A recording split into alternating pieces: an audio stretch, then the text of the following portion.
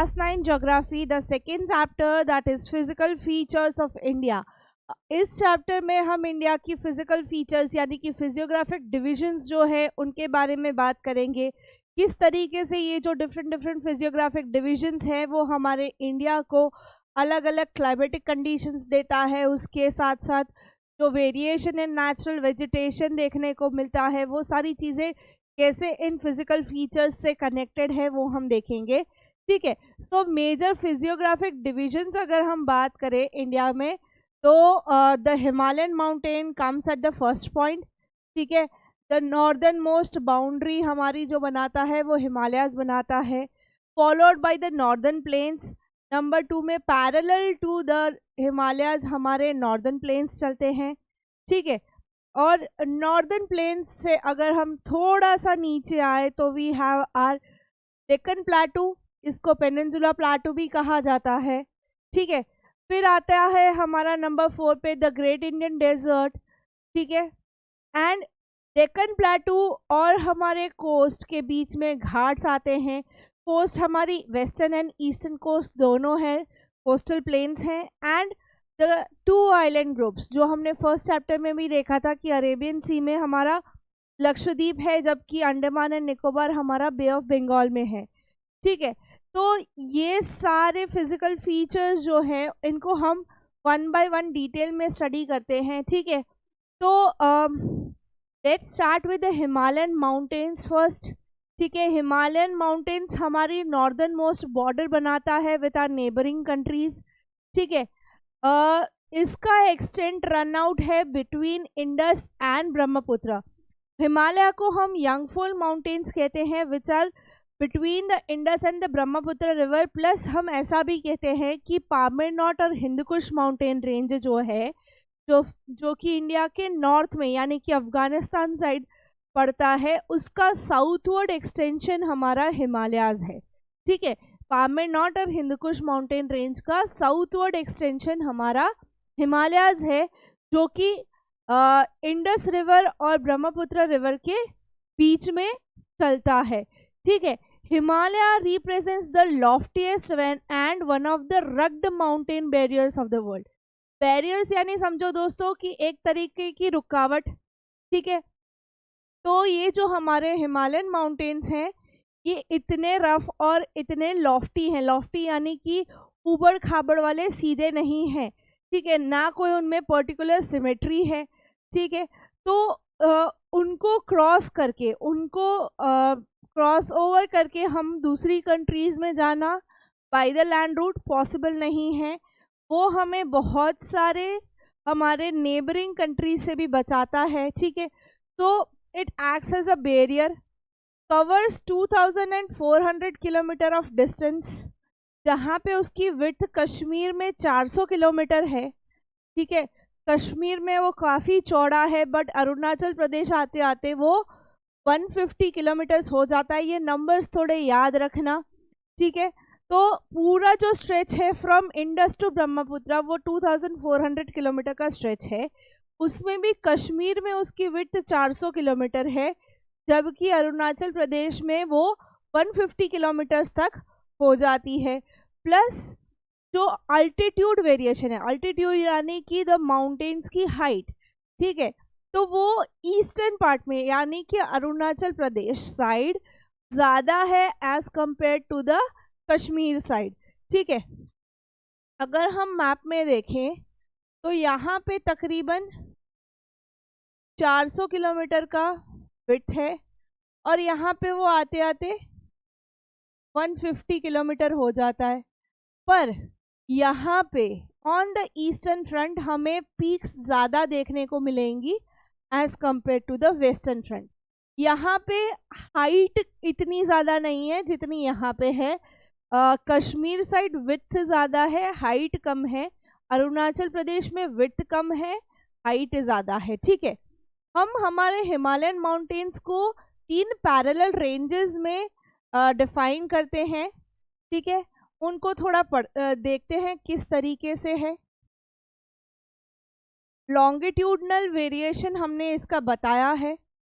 The inner most जिसका खाली almost top part India से जाता है, उसको नाम दिया है हिमाद्री द ग्रेटर हिमालयाज या इनर हिमालयाज। अंदर की साइड है, बहुत ही हाइटेड है, इसीलिए इनको ग्रेटर और इनर हिमालय बोला गया है। हिमाद्री, हिम से ढका हुआ, ठीक है। तो ये जो हिमाद्री या हम इनर हिमालयाज कहते हैं, वो पेरिनियली ऑल टाइम अगर हम बात करें तो बर्फ से बिछी हुई चादरें होती है वहाँ पे, ठीक है। इसके पैरेलल एक रेंज चलती है द हिमाचल या मिडल हिमालयाज या लेसर हिमालयाज। यहाँ पे हाइट है पर इतनी नहीं है जितनी इनर हिमालयाज या ग्रेटर हिमालयाज में है, ठीक है। और सबसे बाहर वाले जो है वो है हमारे शिवालिक्स। शिवालिक्स सबसे आउटर मोस्ट रीजन है हिमालयाज का, जो धीरे धीरे प्लेन में मर्ज हो जाता है, ठीक है। चलिए आगे बढ़ते हैं। अभी एक एक को हम पर्टिकुलरली देखेंगे, जैसे कि ग्रेटर या इनर हिमालयाज या हम कहते हैं हिमाद्री की बात करते हैं। ये नॉर्दर्न मोस्ट पार्ट बनाता है, सबसे अंदर वाला पार्ट बनाता है, ठीक है। देखो ये हिंदकुश माउंटेन, पामीर नॉट, इसका साउथवर्ड एक्सटेंशन, इसका साउथवर्ड एक्सटेंशन हमारे हिमालयाज है, ठीक है। उसमें भी इनर हिमालयाज सबसे अंदर का पार्ट बनाते हैं, जिसका मोस्ट ऑफ द पार्ट अगर हम बात करें तो नेपाल में चला जाता है, ठीक है। मोस्ट कंटिन्यूअस रेंज है, सबसे ज़्यादा कंटिन्यूअस रेंज है, यहाँ पे बीच में आपको वैलीज नहीं देखने को मिलेंगी, और सबसे ज़्यादा लॉफ्टीएस्ट पीक है। और अगर हम एवरेज हाइट बात करते हैं, यहाँ जो माउंटेन्स हैं तो वो है 6000 मीटर्स इनकी एवरेज हाइट। यहाँ पे जितने भी माउंटेन रेंज, ये जो पूरा माउंटेन रेंज है, इसमें जो भी पीक्स हैं, जैसे नंदा देवी हो गया, K2 हो गया, एवरेस्ट हो गया, कंचनजंगा हो गया, नामचा बरवा हो गया, इन सब का अगर हम एवरेज हाइट ढूंढते हैं तो वो तकरीबन 6000 मीटर्स उनकी एवरेज हाइट बन जाती है। Folds of greater Himalaya are asymmetrical in nature. जो यहाँ पे हिमालयन फोल्ड्स हैं, यानी कि एक के बाद दूसरा पर्वत जिस तरीके से कनेक्ट होता है, उसमें कोई सिमेट्री देखने को नहीं मिलती। They are asymmetrical in nature. इसका जो कोर बेसिकली बना है, that is made up of granite and perennially ये स्नो बाउंडेड रहते हैं, यानी कि पूरे साल ये हमारे स्नो से ढके होते हैं, ठीक है। यहाँ पे जो नंबर ऑफ ग्लेशियर्स हैं वो बहुत ही ज़्यादा है, और इन्हीं से इंडिया की ऑलमोस्ट नॉर्थर्न पार्ट में ट्रॉपिक ऑफ कैंसर के ऊपर जितनी भी रिवर्स हैं वो सारी इन्हीं ग्लेशियर्स से आती है, ठीक है। कुछ प्रोमिनेंट हमारे जो हिमालयन पीक्स है हिमाद्री रेंज में, अगर हम उसमें देखें तो world's highest peak mount Everest आ जाता है, इंडिया का हाईएस्ट पीक कंचनजंगा आ जाता है, ठीक है। मकालाउ अगेन इन नेपाल, धौलागिरी नेपाल में है, नंगा पर्वत इंडिया में है, अन्नपूर्णा हम नेपाल में है, नंदा देवी इंडिया में है, कामत, नामचा बरवा आप चैप्टर नंबर 3 ड्रेनेज में भी पढ़ेंगे, क्योंकि यहाँ से फिर जो जॉर्ज बनता है वहाँ से ब्रह्मपुत्र यू टर्न लेती है टू एंटर इंडिया। तो नामचा बरवा उस तरीके से हमें याद रखना है, ठीक है। ये बहुत ही कॉमन जो हाईएस्ट पीक्स हैं in the Himalayan Himadri range वो हमने मेंशन आउट किए, ये आपकी टेक्स्ट बुक में भी है। ये बेसिकली इसमें से आपको लोकेशन नहीं आएगा बट कुछ क्वेश्चंस बन सकते हैं, ठीक है। अभी हम सेकेंड रेंज पे आते हैं, दैट इज़ द हिमाचल या लेसर हिमालयास, यानी कि जो मिडिल पोर्शन में आते हैं, फॉलोड बाय हमारा द इनर हिमालयास। हिमाद्री के बाद हिमाचल आता है, ठीक है। ये कहाँ लाई करेगा? South of the Himadri, Himadri के साउथ में आएगा, जो कि कॉम्प्रेस्ड है बिकॉज नीचे से शिवालिक्स, ऊपर से इनर हिमालयाज। तो ये बीच में बहुत ही ज़्यादा कॉम्प्रेस्ड स्ट्रक्चर है और अल्टर्ड रॉक से बना है। अल्टीट्यूड वेरिएशन यहाँ पे 3700 मीटर से लेके 4500 मीटर है, ठीक है। यहाँ पे तो ये जो विड्थ है वो तकरीबन 50 किलोमीटर की विड्थ है और अल्टीट्यूड वेरिएशन में 3700 मीटर से लेके 4500 मीटर तक के हाइट की हमें पिक्स यहाँ पे मिल जाती हैं। फिर अगर हम पीर पंजाल रेंज जो है वो सी में आता है। पीर पंजाल रेंज यहाँ पे ज़स्का रेंज के आसपास ही है, ठीक है। और ये एक one of the most prominent range बनाता है। इसके अलावा धौलाधार एंड महाभारत ये भी प्रोमिनेंट रेंजेस बनाते हैं। यहाँ पे बहुत famous valleys of Kashmir, Kangra and Kullu यहीं पे पाई जाती है इन द हिमाचल पार्ट, ठीक है। इन द हिमाचल या हम कहें मिडल हिमालयाज में हमें the famous valleys of Kashmir, Kangra and Kullu देखने को मिल जाती है।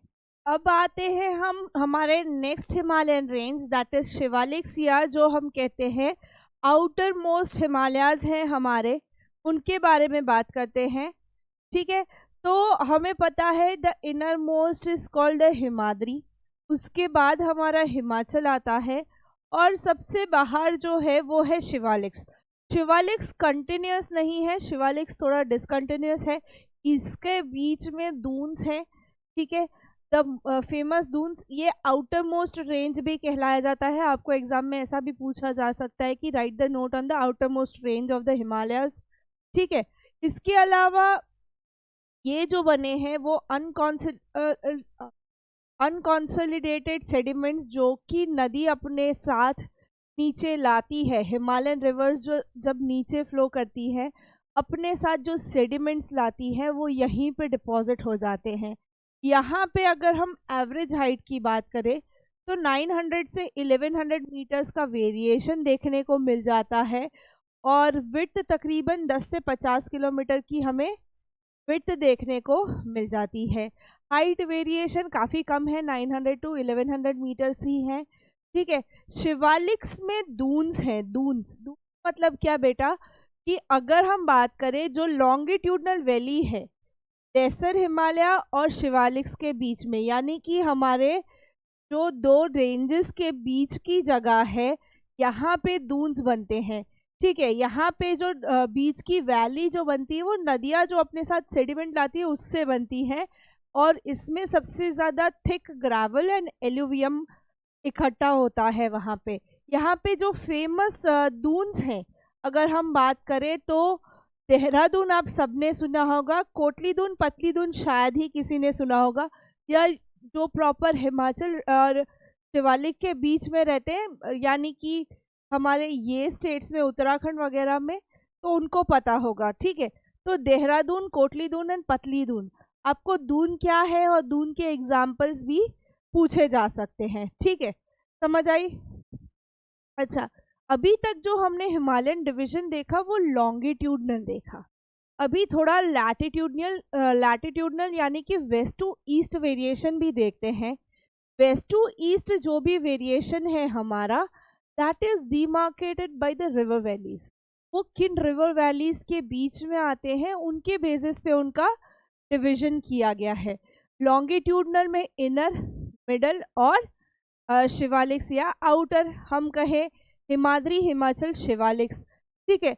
बट वेस्ट टू ईस्ट में बेसिकली वो कौन सी रिवर्स के बीच में फ्लो करते हैं उसकी बात करते हैं। तो हमने पहले भी देखा था कि स्टार्ट होता है इंडस, खत्म होता है हमारा ब्रह्मपुत्र पे। तो इंडस और सतलज के बीच के जो हिमालयाज हैं उसको हम या पंजाब हिमालयाज कह देते हैं, कश्मीर हिमालय कह देते हैं या हिमाचल। बेसिकली वो जो स्टेट में है उनके बेसिस पे उनको नाम दिया गया है। तो between Indus and Sutlej it is Punjab, Kashmir या हिमाचल हिमालयाज, ठीक है। अभी सतलज और काली नदी के बीच में, सतलज और काली नदी के बीच में इनको कुमोन हिमालयाज कहा गया है जिसका most of the part Nepal में है, ठीक है। फिर काली और तीस्ता रिवर के बीच में जो है वो है नेपाल हिमालयाज, और तीस्ता और दिहांग के बीच में आसाम हिमालयाज हैं। ठीक है, क्योंकि दिहांग के बाद नामचा बरवा से ब्रह्मपुत्र एंटर होती है, वो उसका ईस्टर्न मोस्ट एक्सटेंड बनाती है। ठीक है, देखो ये बेसिक जो क्लासिफिकेशन हम बात कर रहे थे वो है। इंडस और सतलज के बीच में पंजाब हिमालयाज लिख लो, कश्मीर हिमालयाज लिख लो, या हिमाचल हिमालयाज लिख लो। ठीक है, सतलज से काली के बीच में हमारे कुमाऊन हिमालयाज बन जाते हैं।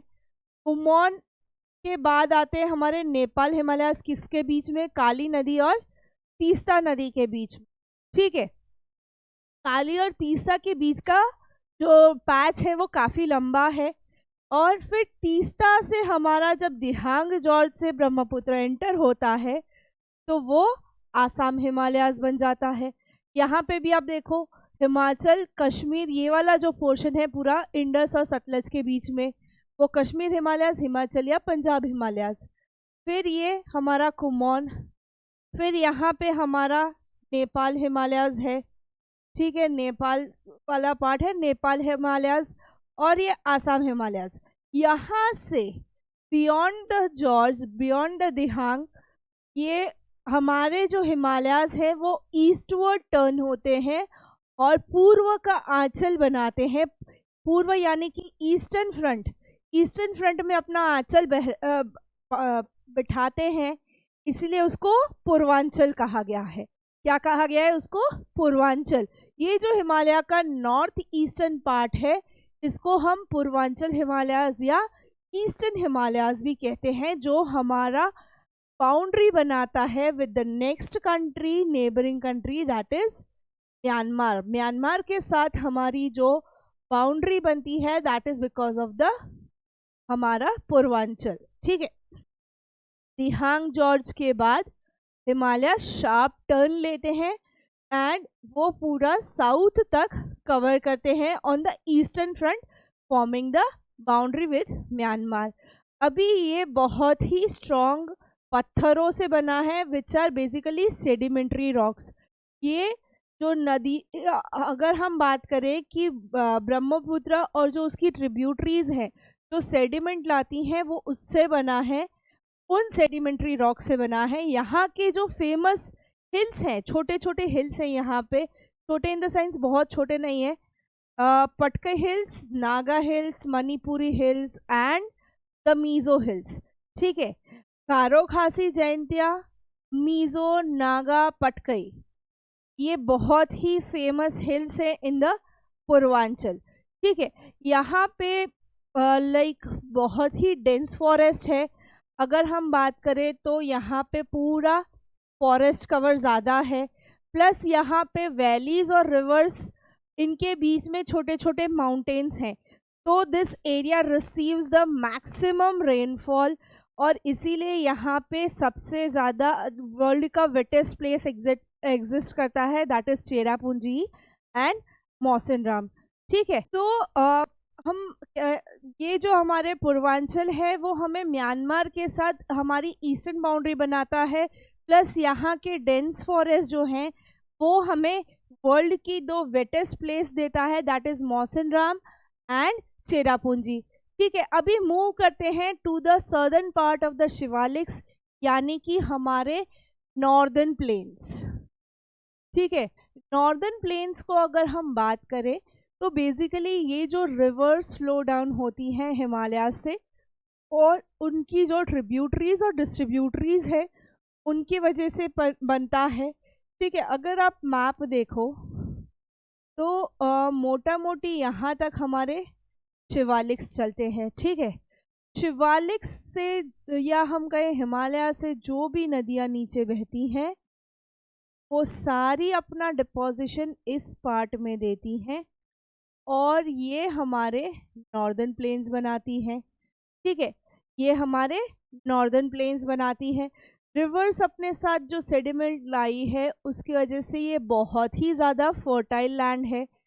यहाँ की जो 3 मेजर नदियाँ हैं, इंडस, गंगा एंड ब्रह्मपुत्र, अपनी ट्रिब्यूटरीज के साथ रिस्पॉन्सिबल है ये नॉर्दर्न प्लेन्स बनाने के लिए।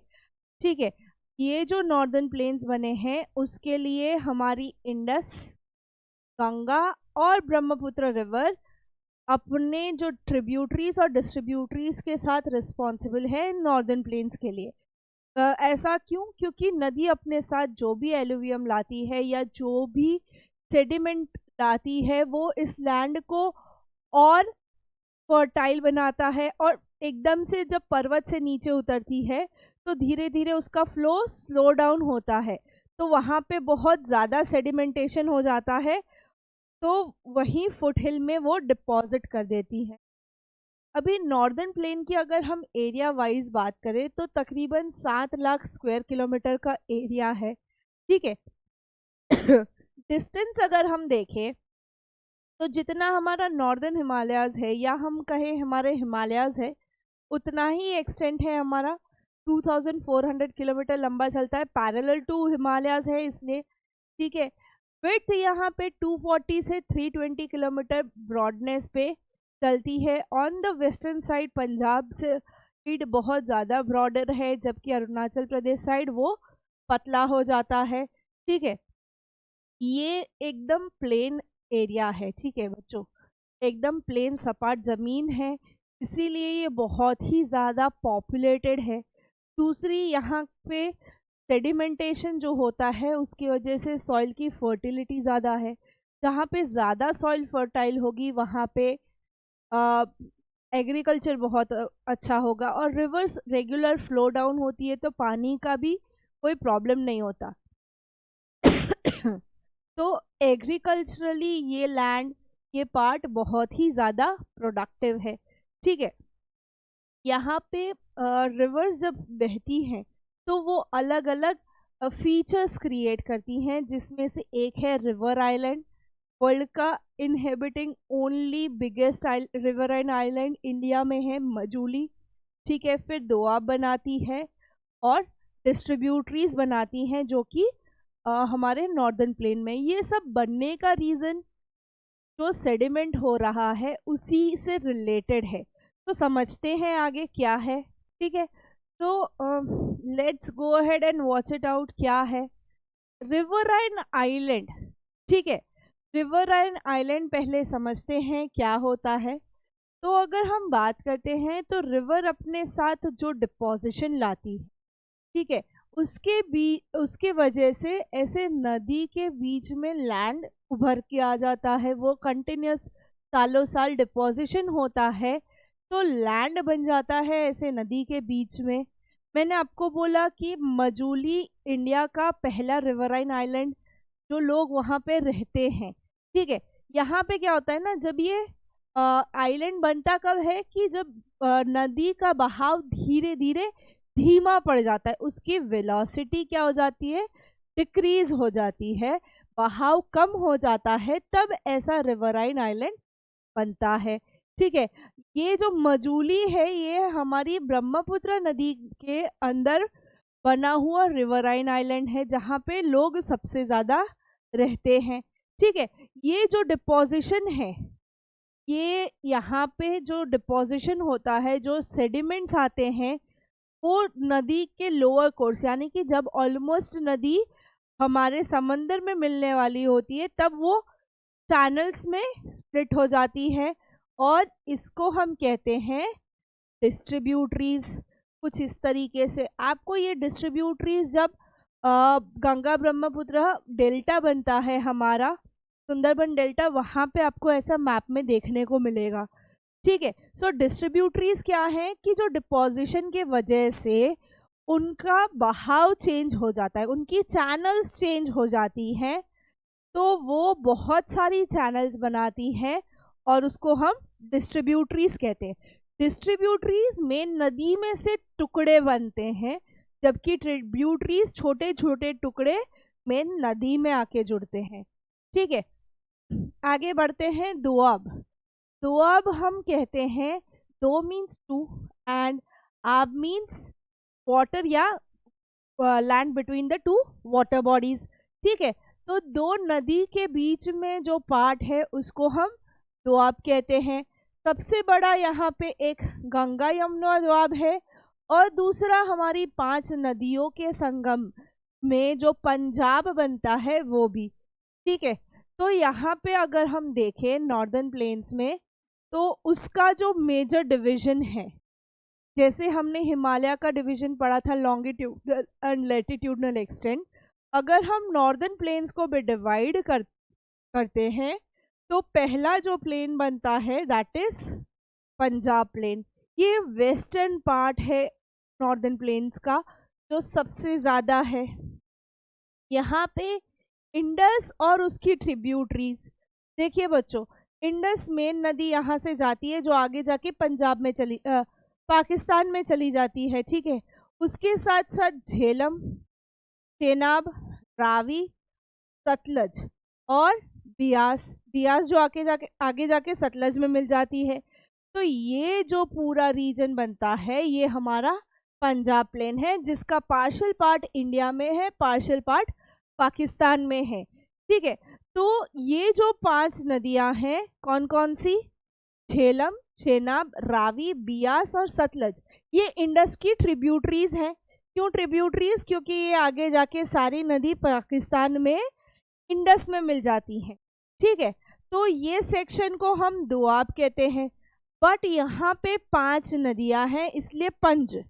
ठीक है, 5 नदियां हैं इसलिए पंज, और आप जो वाटर है यानी कि लैंड बिटवीन 5 रिवर्स, तो कौन सी 5 रिवर हमारी, झेलम, चेनाब, रावी, बियास और सतलज, जो कि आगे जाके मिल जाती हैं हमारी इंडस को, the main river of Punjab plains. ठीक है, तो इन 5 नदियों के वजह से इसको पंजाब नाम दिया है।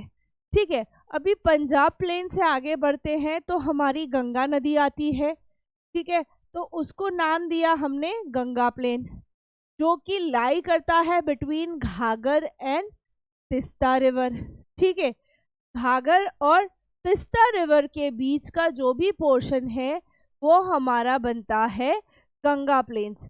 ठीक है, ये पूरा प्लेन ऑफ गैंजेस भी कहा जाता है। ठीक है, ये पूरा पोर्शन प्लेन ऑफ गैंजेस भी कहा जाता है, जिसमें इंडिया के मोस्ट पॉपुलस स्टेट्स यानी कि Haryana, Delhi, UP, Bihar, Jharkhand north and West Bengal, थोड़ा बहुत झारखंड और बंगाल भी इन्हीं गंगा प्लेन्स में कवर अप हो जाता है। ये जो जगहें हैं वो डेंसली पॉपुलेटेड है, यहाँ पे इन प्लेन्स में बहुत सारी तादाद में लोग रहते हैं।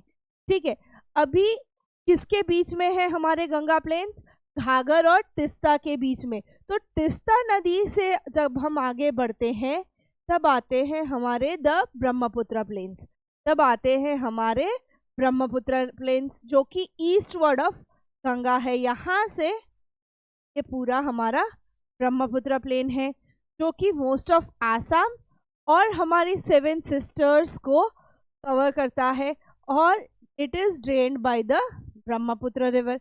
ठीक है, यहाँ की मेन नदी कौन सी है, ब्रह्मपुत्र रिवर। ठीक है, क्लियर है। ये 3 physiographic divisions in the plains, पहला पंजाब प्लेन, दूसरा गंगा प्लेन और तीसरा ब्रह्मपुत्र प्लेन। पंजाब प्लेन हमारी 5 नदियों से बना है, झेलम, चेनाब, रावी, बियास और सतलुज, जो कि है ट्रिब्यूटरीज ऑफ इंडस, यानी कि पंजाब प्लेन मोस्टली इंडस और उसकी ट्रिब्यूटरी से बना है। दूसरा हमारा गंगा प्लेन है जो कि घाघर और तिस्ता रिवर के बीच में है, जिसमें इंडिया के मोस्टली सारे पॉपुलस स्टेट्स जिनका पॉपुलेशन बहुत ज़्यादा है वो कवर अप हो जाते हैं। और गंगा प्लेन के एक्सटेंडेड या हम कहें गंगा प्लेन के ईस्ट में हमारे आ जाते हैं ब्रह्मपुत्र प्लेन्स।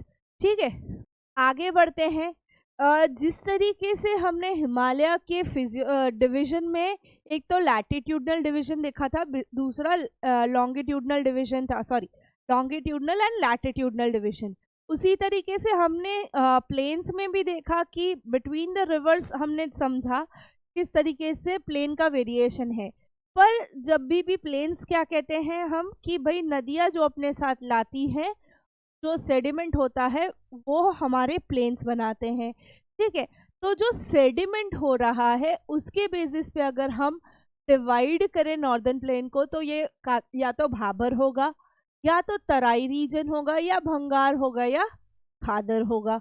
ठीक है, तो नॉर्दर्न प्लेन्स को 4 मेजर फीचर्स में हम उसको डिवाइड करते हैं, भाबर, तराई, भंगार और खादर। ठीक है, अभी इनको डिटेल में एक एक करके पढ़ते हैं। पहला है Bhabar belt, which is a belt of about 8 to 16 kilometre in width, जो कि पैरेलल चलता है हमारे शिवालिक्स के स्लोप को, क्योंकि वहीं से नदियाँ नीचे बहना शुरू होती है। अभी भाबर जैसे नदियाँ तुरंत नीचे बह रही हैं, तो वो सबसे पहले अपनी भारी भारी चीज़ें छोड़ेंगी। भारी चीज़ों में क्या आता है, बड़े बड़े कंकड़ हो गए, पत्थर हो गए। तो यहाँ पे सबसे ज़्यादा पेबल्स जो हैं, जो रिवर अपने साथ लाती है, वो सेडिमेंट होते हैं इन द भाबर बेल्ट। अभी भाबर बेल्ट में जब पत्थर बड़े बड़े बाहर वो सेडिमेंट कर रहा है, तो मेन जो स्ट्रीम होती है वो डिसअपियर हो जाती है, नदी का बहाव ऑलमोस्ट डिसअपियर हो जाता है। ठीक है, पर यही बेल्ट आगे जाके तराई रीजन जब आता है, ठीक है, south of Bhabar is Terai region, जहाँ पे ये नदियाँ बाहर आती है, या हम कहें ये फिर से इनका बहाव दिखता है। तो जब ये बाहर आती है तो जगह बहुत ही वेट बनाती है, स्वाम्पी एंड मार्शी, दलदली और कीचड़ वाली बनती है। ठीक है, तो जहाँ से स्ट्रीम्स बाहर आती है वहाँ पे wet, swampy and marshy region होता है, और यहाँ पे सारे थिक फॉरेस्ट जो है, जो फुल ऑफ वाइल्ड लाइफ है, वो लोकेटेड है। But over the time period हमने रहने के लिए यहाँ से फॉरेस्ट क्लियर किए और एग्रीकल्चरल लैंड बनाया। दूसरी चीज़, पार्टीशन के बाद जो लोग आए थे उनको भी रहने के लिए जगह और खेती करने के लिए जगह देनी थी, तो हमने ये जो तराई बेल्ट था, जहाँ पे बहुत थिक हमारे फॉरेस्ट कवर थे, उसको हमने रिड्यूस किया। ठीक है, अभी भाबर हमने देख लिया, तराई देख लिया। भाबर क्या है, जो पेबल्स नदी अपने साथ लाती है, वो 8 से 16 किलोमीटर का एक बेल्ट है, जहाँ पे वो डिपॉजिट करती है, वहाँ पे नदियाँ छुप जाती हैं। ठीक है, उसके बाद री इमर्ज होती है हमारे तराई रीजन में। जब वो रे इमर्ज होती हैं तो वो जगह को वेट, स्वाम्पी और मार्शी बनाती है, दलदला सा बनाती है। ठीक है, जो कि एक थिक फॉरेस्ट कवर था, माइग्रेंट्स को रहने के लिए पोस्ट पार्टीशन और एग्रीकल्चरल लैंड बनाने के लिए हमने वो फॉरेस्ट को क्लियर किया। अब बात करते हैं भंगार की।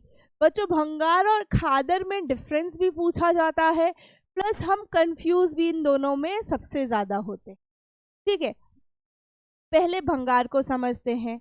ये ऐसा लिखा है कि भाई वो पुराना एलुवियम है, बहुत पुराना, ओल्डर एलुवियम। ठीक है, it lies above the flood plains of the river and present a terrace like feature. अच्छा, ये फ्लड प्लेन्स क्या होते हैं ये बताओ पहले।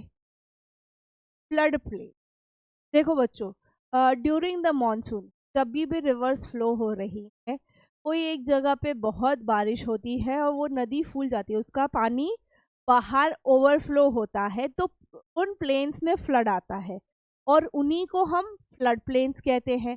ठीक है, तो अगर हम समझें तो ये नदी का नॉर्मल बहाव है, पर फ्लड प्लेन्स की वजह से ये एक्सटेंशन होता है। ये एक साल का, दूसरे साल और ज़्यादा फ्लड्स आए तो ये और एक्सटेंड हो गए दोनों साइड। नदी कोई एक साइड नहीं बढ़ेगी बच्चों, दोनों साइड फैलेगी। ठीक है, तो यहाँ पे वो अपने साथ फ्लड के टाइम पे, क्योंकि सब चीज़ें बहा के ले आती है। आपने अगर फ्लैश फ्लड्स देखे होंगे उत्तराखंड के, या जो रिसेंटली अभी बिहार नेपाल में फ्लड्स आ रहे हैं, ठीक है, तो वो अपने साथ जितनी भी चीज़ें लाती है वो सेडिमेंट तो होंगी। ठीक है, तो सेडिमेंट होते होते वो थोड़ा सा ऊंचा सा प्लेटफॉर्म टाइप बना देती है, उसको टेरेस जैसा लगता है, और बाकी नीचे उसका रेगुलर फ्लो पूरे साल चलता रहता है। ठीक है, तो यहाँ पे एक टेरेस लाइक फीचर बन जाता है, प्लस हर साल उतना फ्लड आए वो ज़रूरी नहीं है, तो वो पुरानी एलुवियम हो जाती है। ऐसे रीजन में हमें कैल्करस डिपॉजिट्स यानी कि जो हम कहते हैं ना कंकड़, वो हमें ज़्यादा देखने को मिलते हैं। और ये हर साल फ्लड नहीं आता, हर साल वहाँ पे नया लेयर नहीं आता, तो ये काफ़ी लेस फर्टाइल लैंड है एज कम्पेयर टू हमारा खादर। ठीक है, एज कम्पेयर टू खादर। भंगार समझ आया? ठीक है, भंगार क्या है? पुराना एलुवियम है। फ्लड प्लेन्स यानी कि जो स्वॉलन रिवर्स होती है ड्यूरिंग मॉनसून, उनका जो डिपोजिशन होता है, तो वहाँ पे एवरी ईयर इतना डिपोजिशन नहीं होगा, तो एक टेरेस टाइप का फॉर्मेशन बन जाता है, फीचर थोड़ी ज़मीन ऊपर उठ जाती है, वो चीज़ है। ठीक है, और ये लेस फर्टाइल है। जबकि हम खादर की बात करें तो ये न्यू एंड यंग एलुवियम है। भाई न्यू और यंग एलुवियम मतलब कि नदी हर साल बहती है, थोड़ा थोड़ा बहाव हर साल चेंज होगा उसका, थोड़ा थोड़ा हर साल वो स्वॉलन अप होगी। कभी ज़्यादा बारिश की वजह से उसका जो ये रेगुलर फ्लो था यहाँ से भी फिर उसने दूसरा एक फ्लो बना लिया, ऐसे तो जाती है, बीच में हमारा लैंड हो गया। तो ये जो रीजन है यहाँ पे नया हर साल एलुवियम डिपॉजिट होता है, जो कि एवरी ईयर क्या होता है? रिन्यू होता है ड्यूरिंग द मॉनसून। ये काफ़ी ज़्यादा फर्टाइल है, एवरी ईयर न्यू सेडिमेंट आते हैं, नए नए सेडिमेंट लाती है नदी अपने साथ। तो ये बहुत ही ज़्यादा fertile land and specifically agriculture के लिए बहुत ही आइडियल है। और यहाँ पे बहुत इंटेंसिवली एग्रीकल्चरल प्रैक्टिसेस होती हैं। ठीक है, भंगार में आपको इतनी एग्रीकल्चरल प्रैक्टिस नहीं देखने को मिलेगी, बट खादर में आपको जनरली बहुत ही इंटेंसिव एग्रीकल्चरल प्रैक्टिसेस देखने को मिलेंगी। ठीक है, अभी थोड़ा उसके नीचे आते हैं, नॉर्दर्न प्लेन्स के नीचे हमारे पेनिनसुला प्लेटू की तरफ। अच्छा, पहले पेनिनसुला क्या होता है वो समझते हैं, प्लेटू क्या होता है वो समझते हैं। पेनिनसुला यानी कि ऐसा लैंडमास जिसके तीनों साइड वाटर बॉडीज हो। ठीक है, ऐसा लैंडमास जिसके तीनों साइड वाटर बॉडी हो।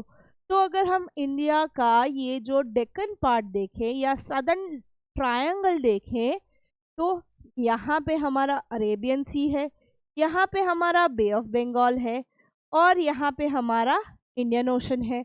इसीलिए ये क्या है? पेनिनसुला है। ठीक है, प्लेटू यानी कि ऐसा कुछ टेबल लैंड बन जाता है, थोड़ा सा ज़मीन से ऊंचा उठ जाता है, उसको हम प्लेटू रीजन कहते हैं। ठीक है, तो इंडिया का ये जो सदर्न पार्ट है ये है हमारा पेनिनसुला प्लेटू, ये ज़मीन से ऊंचा उठा हुआ है। ठीक है, अभी उसको हम समझते हैं। ये जो हमारा डेक्कन पार्ट है, या हम कहें ये जो हमारा जो टेबल लैंड है, द डेक्कन प्लेटूज। ठीक है, ये हमारे old crystalline igneous and metamorphic rock से बनी हुई है। ठीक है, किस चीज़ से बना है? Old crystalline igneous and metamorphic rocks. ये जब हमारा ड्रिफ्टिंग हुआ था लैंड का, या हम कहें जब हमारे यंग फोल्ड माउंटेन्स बने थे द हिमालयाज, तब जब गोंडवाना लैंड क्लैश हुआ था, तब ये पेनिनसुला प्लेटू बने थे। पेनिनसुला प्लेटू बेसिकली पूरा ब्लैक सॉइल से बना है। ठीक है, जिसका कहीं ना कहीं ओरिजिन हम कहते हैं कि यहाँ पे कोई वोल्केनिक इरप्शन हुआ था, और उसका जब वो जो लावा ठंडा पड़ गया तो काली ज़मीन आई, ऐसा कहा जाता। तो बेसिकली जो वोल्केनिक इरप्शन हुआ, तो उसके वजह से जब लावा ठंडा पड़ा तो हमारी जो काली ज़मीन बनी वो बेसिकली हमारे इस डेक्कन प्लेटू में रह गई। ठीक है, अभी ये क्या है? प्लेटू रीजन जो है ना हमारा, वो ब्रॉड एंड शैलो वैलीज बनाता है, और यहाँ पे जो हिल्स है ना वो स्टीप नहीं है, राउंडेड है, ताकि लोग वहाँ पे रह पाते हैं। ठीक है, हम ये प्लेटू रीजन को दो पार्ट में डिवाइड करते हैं। एक तो है हमारा सेंट्रल हाईलैंड्स, और दूसरा हमारा डेक्कन प्लेटू। ठीक है, एक हमारा सेंट्रल हाईलैंड ये वाला पोर्शन, दूसरा हमारा द डेक्कन ट्रैप या डेक्कन प्लेटू। ठीक है, सेंट्रल हाईलैंड में हमारे माउंटेन रेंजेस ज़्यादा हैं as compare to the Deccan plateau. तो अगर हम सेंट्रल हाईलैंड की बात करें तो जो नॉर्थ ऑफ नर्मदा रिवर यहाँ विंध्यास में से निकलती है, गुजरात से बहती है, ठीक है। तो उसके नॉर्थ में जो भी रीजन है ये पूरा बिलो द नॉर्दर्न प्लेन्स, ये हमारा सेंट्रल हाईलैंड बनता है। यहाँ पे मालवा प्लाटू सेंट्रल हाईलैंड का ही पार्ट है, या हम कहें मालवा छोटा नागपुर मिला के सेंट्रल हाईलैंड बनता है। एक साइड विंध्या है, साउथ में देखो नॉर्थ में विंध्या माउंटेन रेंज है, साउथ में सतपुड़ा है, और नॉर्थ वेस्ट में अरवली विंध्यास और यहाँ पे सतपुड़ा है। तो ये सारा जो है ये बेसिकली हमारा सेंट्रल हाईलैंड बनता है। यहाँ पे जो रिवर्स है जैसे कि चंबल, सिंध, बेतवा, केन, ठीक है, यहाँ की ये जो नदियां हैं जो ऊपर की साइड बह के गंगा में अपने आप को मिला देती हैं, गंगा की ट्रिब्यूटरीज है ये सारी, ये सारी नॉर्थ साइड फ्लो करती है, यानी कि यहाँ का फ्लो जो है वो नॉर्दर्न साइड है। ये सारी नदियाँ गंगा की ट्रिब्यूटरीज है। कौन कौन सी? चंबल, सिंध, बेतवा, केन, ठीक है। ये अभी अगर हम देखें तो सेंट्रल हाईलैंड यहाँ वेस्टर्न साइड आते आते बहुत चौड़ा है, बट ईस्ट में यहाँ पे वेस्ट में ये चौड़ा है अरवली विंध्यास मिला के, बट जैसे ही ईस्टवर्ड आता है वो नैरोअर हो जाता है, और इसको हम या तो बुंदेलखंड कहते हैं या भागेलखंड कहते हैं। वो लोकल्स उनको नाम दे रखा है, लोकल नाम दे रखा है कि भाई बुंदेलखंड या भागेलखंड, ठीक है, यहाँ पे।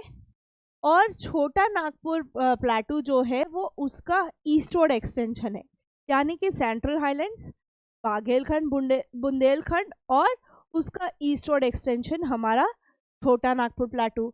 देखो ये हमारा अगर बात करें तो सेंट्रल हाईलैंड, ठीक है, इसको नैरो बनाओ तो बुंदेलखंड, भागेलखंड, और इसको और ईस्टवर्ड बढ़ाओ तो ये हमारा हो गया छोटा नागपुर प्लाटू, ठीक है। बड़े आगे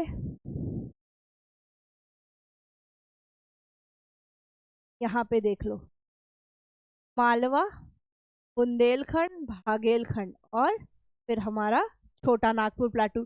छोटा नागपुर प्लाटू का ईस्टवर्ड एक्सटेंशन है हमारा शिलोंग प्लाटू, जो कि लाई करता है इन द मेघालय रीजन, ठीक है। ये तो हमारे हो गए सेंट्रल हाईलैंड की बात, ठीक है। हमारे डेक्कन प्लाटू में भी थोड़ा हम डिवीजन दे रखा है। एक तो दंडकारण्य प्लाटू, दंडकारण्य जो रामायण के टाइम पे हमने सुना था, दूसरा तेलंगाना प्लाटू और कर्नाटका प्लाटू, ठीक है। तो अगर हम बात करें तो ये जो पैरेलल हमारे प्लेन्स चलते हैं, तो देखो ये चंबल, सिंध, बेतवा, केन, सोन, ये सारी नदियाँ जाती हैं गंगा में। किसका पार्ट है? मालवा, बुंदेलखंड, बाघेलखंड, छोटा नागपुर रीजन, प्लाटू रीजन्स के ये सारी नदियां हैं जो फ्लो बताती है कि भाई फ्लो नॉर्थ वेस्ट है, ऊपर की तरफ उनका फ्लो है, ढलान उस साइड की है, ठीक है। समझ आई बात? इसीलिए वो गंगा में जाके मिलती है। अभी पेनिनसुला प्लाटू का जो ट्रायंगुलर लैंडमास है यानी कि डेक्कन प्लाटू, वो लाई करता है south of river Narmada. Narmada river के ऊपर जो है वो हमारे मालवा प्लाटू या सेंट्रल हाईलैंड्स हैं, तो उसके साउथ में हमारा डेक्कन प्लाटू कहा जाता है। डेक्कन प्लाटू की नॉर्दर्न मोस्ट बॉर्डर है सतपुड़ा। सतपुड़ा रेंज अगर आप साउथ गुजरात ट्रैवल करते हो, साउथ गुजरात टू महाराष्ट्र, आपको सतपुड़ा देखने को मिल जाएंगी, ठीक है। फिर आता है यहाँ पे महादेव, कैमूर एंड मैकल रेंज, ये इसकी ईस्टर्न बाउंड्री बनाते हैं। ईस्ट साइड इसकी बाउंड्री क्या है? Mahadev, Kaimur hills and Michael range, ठीक है। अभी इसका क्या है ना, ये ईस्टवर्ड टिल्टेड है, ढलान इसकी ईस्टवर्ड है, तो वेस्ट में ये हाइट में है, ठीक है, जबकि इनका स्लोप ईस्टवर्ड कम है, वो ऐसे ढले हुए हैं, ठीक है। डेक्कन प्लाटूज ऐसे ढले हुए हैं, वेस्ट साइड ऊंचे, ईस्ट साइड नीचे है। अभी जो एक्सटेंशन है उसका लाइक हम कहते हैं डेक्कन प्लेटू या हमारे सेंट्रल प्लेटू हाईलैंड्स का एक्सटेंशन हमें नॉर्थ ईस्ट में भी देखने को मिलता है। मैंने आपको जो बोला था शिलोंग प्लेटू या मेघालय प्लेटू, उसी के पार्ट है हमारे गारो खासी एंड जयंतिया हिल्स, और कार्बी आंगलोंग प्लेटू जो वहीं पे देखने को मिलता है, प्लस नॉर्थ चचर हिल्स भी उधर ही है। ठीक है, उधर यानी किधर, on the seven sisters part. Clear, समझ आई बात। अभी जो डेक्कन प्लेटू है उसके पैरेलल हमारे कोस्टल प्लेन्स चलते हैं। अभी कोस्टल प्लेन्स के पैरेलल हमारे घाट्स चलते हैं, the western Ghat and the eastern Ghat. ये हमारे जो डेक्कन प्लेटू के हैं वो एजेस है। ठीक है, जैसे हम इंडिया का ऐसे साउथवर्ड पार्ट देखते हैं, ठीक है, तो यहाँ पे हमारा डेक्कन प्लेटू है ये पार्ट। तो ये जो हमारा ईस्टर्न कोस्ट है और ये जो हमारा वेस्टर्न कोस्ट है, तो यहाँ पे जो एजेस है ये हमारे घाट रीजन है। ठीक है, Ghat sections, the western Ghat and the eastern Ghat. Western Ghat तो आप मुंबई से गोवा जाओ या मुंबई से केरला ट्रैवल करो, आपको कंटिन्यूस देखने को मिलेंगे, जबकि ईस्टर्न घाट्स इतने कंटिन्यूस नहीं है। ठीक है, घाट सेक्शन की अगर हम बात करें, जैसे आप देख रहे हो साउथ ऑफ रिवर नर्मदा ये बहुत ही ज़्यादा कंटिन्यूस है, जबकि ईस्टर्न घाट में डिसकंटिन्यूएशन देखने को मिलता है। क्यों? क्योंकि ये जो नदियां हैं वो साइड बह रही हैं। यहाँ पे जो ईस्टर्न घाट का डिसकंटिन्यूएशन है because of the river Krishna, Kaveri, Godavari और महानदी है। ठीक है, अभी वेस्टर्न घाट में कोई ऐसी नदी नहीं है जो वेस्ट कोस्ट में जाए। वेस्ट कोस्ट पे आने वाली नदियां खाली दो है, तापी और नर्मदा, जो कि ऑलरेडी हमारा वेस्टर्न घाट शुरू होने से पहले ही हमारे अरेबियन सी में मिल जाती है। ठीक है, तो अगर हम बात करें वेस्टर्न एंड ईस्टर्न घाट की, तो वो east and west of Deccan plateau है। ठीक है, अभी ये घाट जो है एक बहुत ही डिस्टिंक्टिव फीचर है और उसकी वजह से हमें बहुत फ़ायदा भी है और कुछ रीजन्स को उसका नुकसान भी होता है। डिफरेंस पूछा जाता है वेस्टर्न एंड ईस्टर्न घाट का, तो थोड़ा मैंने पॉइंट वाइज डिस्क्राइब किया है। वेस्टर्न घाट को मैंने आपको पहले भी बोला, it is a continuous range जो कि पास कर सकते हैं हम बाय द पासेस। उसको क्रॉस करने के लिए वहाँ पे छोटे छोटे पासेस है। ये पासेस यानी कि ऐसा लैंड जहाँ से आप दोनों साइड ट्रैवल कर सकते हो। As compare to eastern Ghat ये ऊंचे हैं, यहाँ पे एलिवेशन जो है वो मेजरली 900 to 600 के 1600 मीटर्स का हमें एवरेज एलिवेशन देखने को मिल जाता है। तापी से लेके साउथ ऑफ तापी यानी कि once you cross the Surat district of Gujarat, आप नीलगिरी हिल्स तक चले जाओ, आपको पूरा वेस्टर्न घाट देखने को मिलेगा। ठीक है, और ये यहाँ पे कॉज करता है ओरोग्राफिक रेन। ये क्या होता है ओरोग्राफिक रेंज बच्चों? देखो घाट सेक्शन है ऐसे, ठीक है, तो यहाँ पे जो माउंटेन रेंज, ये जो माउंटेन्स हैं, अब जो ओशंस हैं या सी है वो अपने साथ ठंडी हवा लाती है, यहाँ पे बारिश होती है। ठीक है, तो बारिश जब इन पर्वतों से टकराते हैं बादल, तो बारिश सारी इसी साइड हो जाती है। इसके पीछे के साइड, लीवर साइड, कोई बारिश नहीं होती। ठीक है, तो अगर हम ये मैप देखें तो ये जो रीजन है यहाँ पे बहुत ज़्यादा रेनफॉल है, बट अंदर की साइड सेंट्रल डेक्कन प्लेटू पूरा सूखा पड़ा होता है।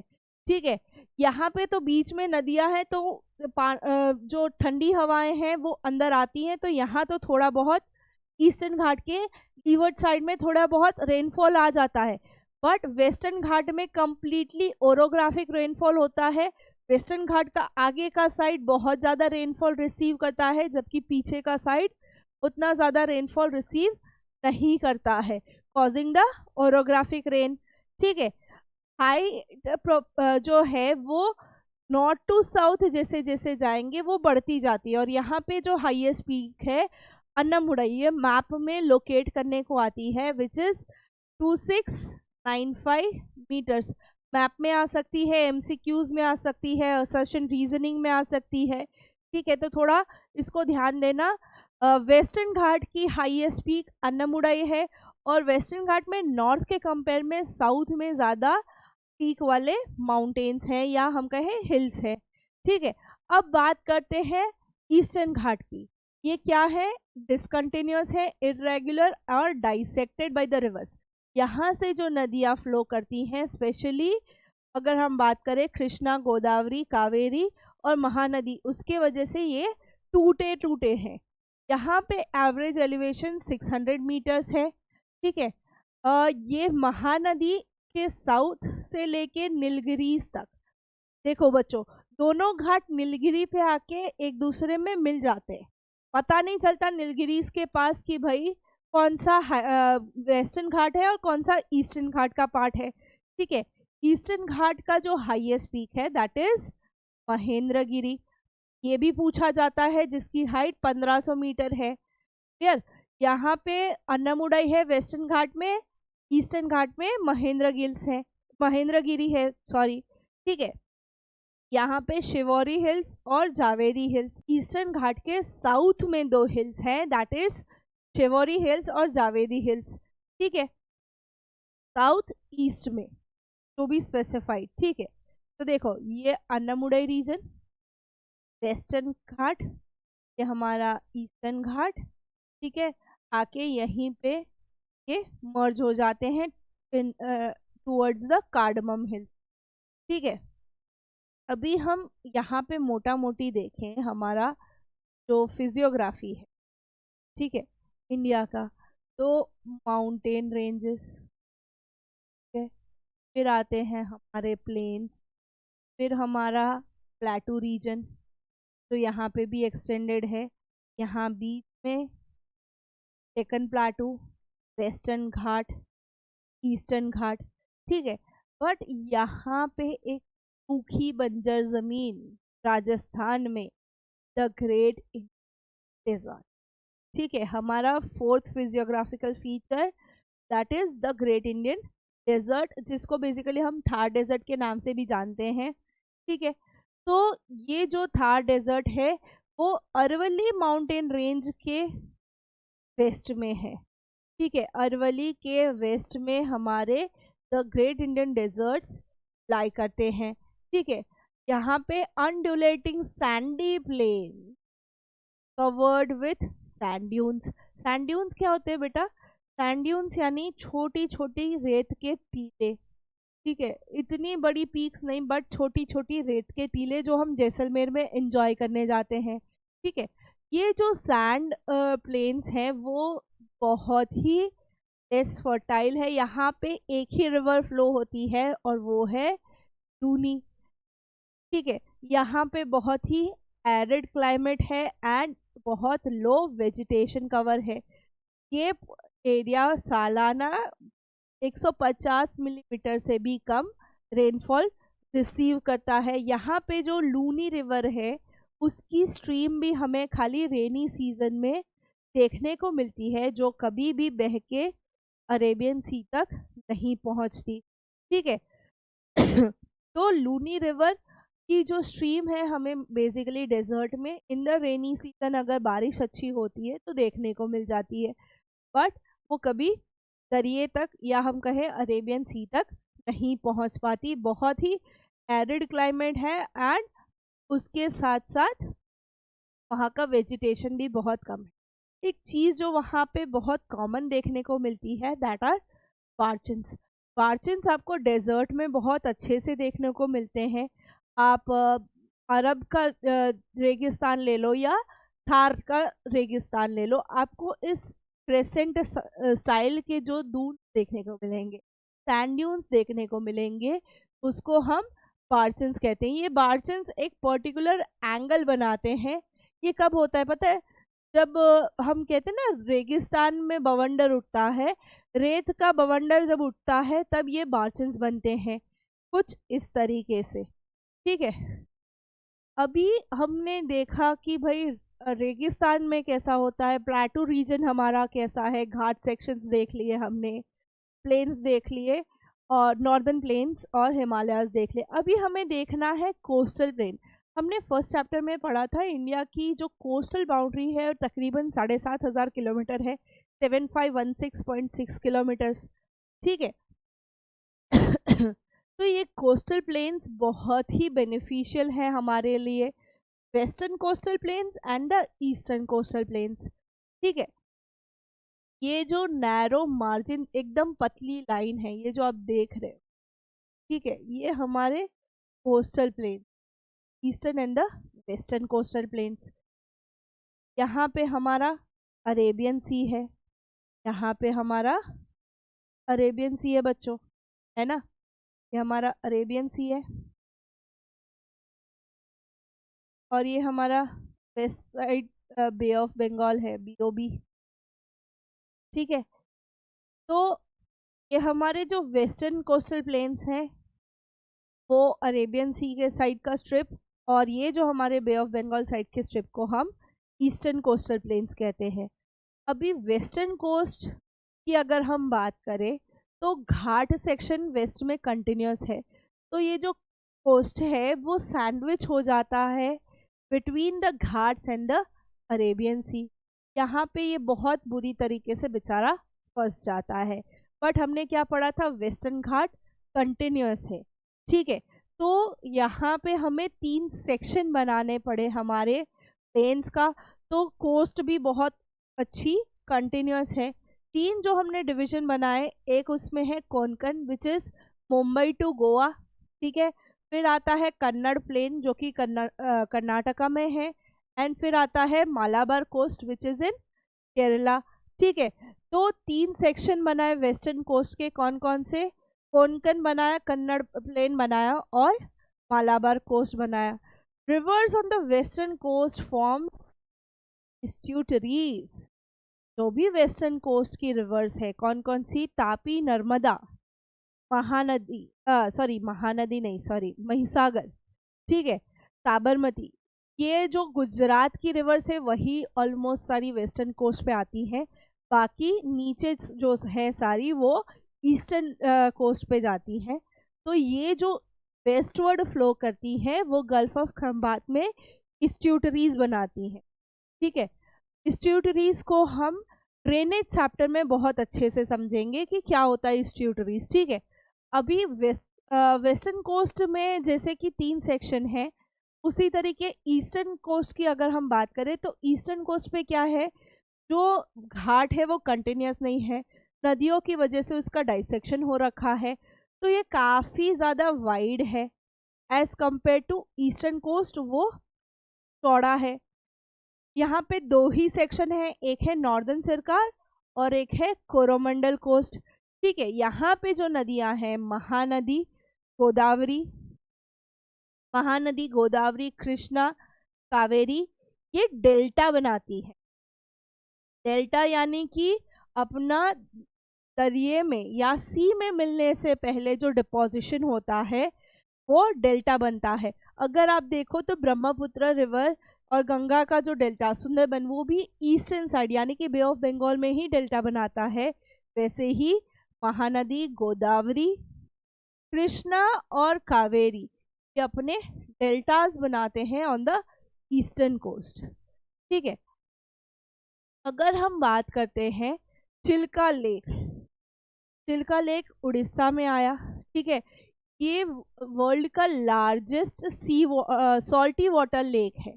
यहाँ जो लेक में पानी है वो सॉल्ट वाटर है, ठीक है, और उड़ीसा में है एंड साउथ ऑफ महानदी है। महानदी जब यहाँ से फ्लो होती है ये अपना एक डेल्टा इधर बनाती है, और उसके साउथ में हमारा सॉल्ट वाटर लेक है लार्जेस्ट, जिसको नाम दिया गया चिल्का लेक, ठीक है। समझ आई बात?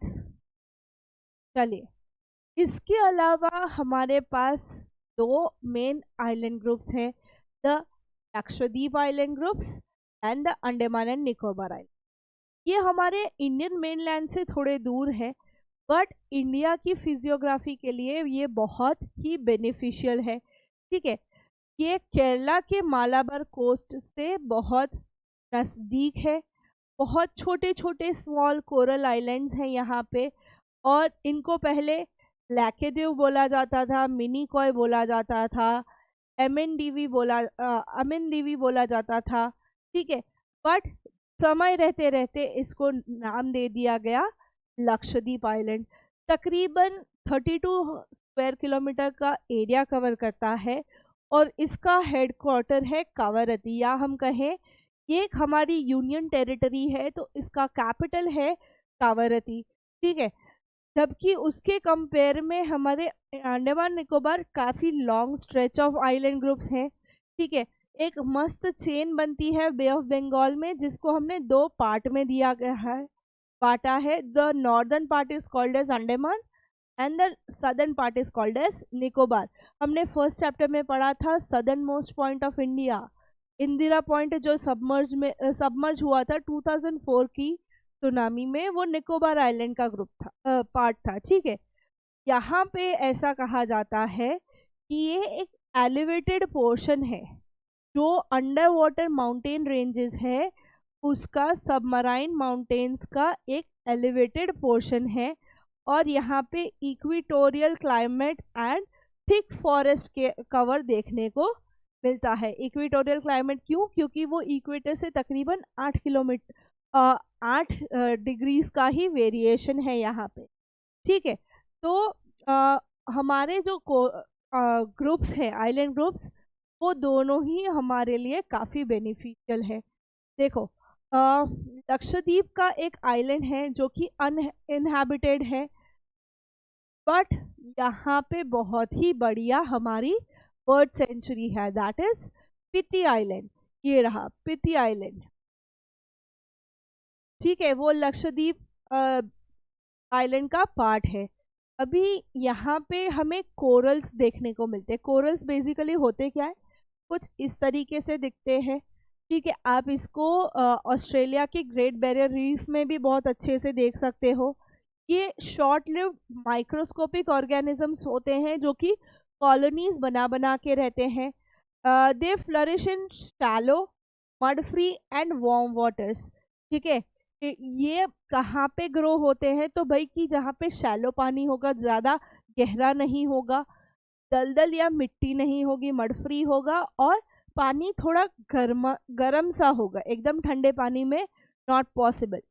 ये क्या सीक्रीट करते हैं? कैल्शियम कार्बोनेट, और उसका जो स्केलेटन है वो रीफ्स बनाता है। स्केलेटन यानी कि उसमें से जब सब निकल जाता है तो कंकाल जैसा रह जाता है, जिसको हम रीफ्स कहते हैं, ठीक है। ये क्या सीक्रीट करता है? कैल्शियम कार्बोनेट यानी कि CaCO3, ठीक है। अभी ये जो इंडिया के फिजिकल फीचर्स हैं, बी इट हमारे माउंटेन्स जो कि मेजर सोर्स ऑफ वाटर बनाते हैं, प्लस फॉरेस्ट वेल्थ हमारे पास माउंटेन में काफ़ी अच्छे फॉरेस्ट है। फिर हमारे नॉर्दर्न प्लेन्स जो कि हम कहते हैं एग्रीकल्चरल लैंड बहुत ही अच्छा है, एग्रीकल्चर के लिए ये प्लेन्स बहुत मायने रखते हैं। हमारे प्लेटू रीजन जो कि स्टोर हाउस ऑफ मिनरल्स हैं, plus coastal region and island groups, ये हमें सारी पोर्ट एक्टिविटीज़ और फिशिंग, या हम कहें कि कोस्टल प्रोडक्ट्स से या सी प्रोडक्ट्स से हमें बेनिफिशियल है। तो अगर हम देखें तो इतना अच्छा फिजियोग्राफिक वेरिएशन कहीं नहीं देखने को मिलेगा। माउंटेन्स से हम पानी लेते हैं, उसी से हम एग्रीकल्चरल लैंड अच्छा खासा हम क्रॉप्स ग्रो करते हैं, ग्रेनरी लाइक पूरे कंट्री का ग्रेन वहीं से उगता है। प्लेटू रीजन में से हमारे मिनरल्स को हम एक्सकवेट करके हम हमारे रिसोर्सेज को यूज़ करके उन मिनरल्स से काफ़ी अच्छा मॉनेटरी बेनिफिट लेते हैं, और इन्हीं मिनरल्स को जब हम पोर्ट से एक्सपोर्ट करते हैं दूसरी कंट्रीज़ को, तो वो भी हमारे लिए अच्छा है। तो पूरा तकरीबन अगर मोटा मोटी देखा जाए तो इंडिया के जो फिज़िकल फीचर्स हैं वो इंडिया के ग्रोथ के लिए काफ़ी मायने रखते हैं, ठीक है। तो ये था हमारा second chapter, physical features of India. Next lecture में हम मिलेंगे with the third chapter, that is drainage. Again a very important chapter, क्योंकि कौन सी नदी कहाँ से बहती है, कहाँ से ओरिजिनेट होती है, और उनके प्लेन्स उनकी ट्रिब्यूटरीज, वो सारी चीज़ें हम डिस्कस करेंगे।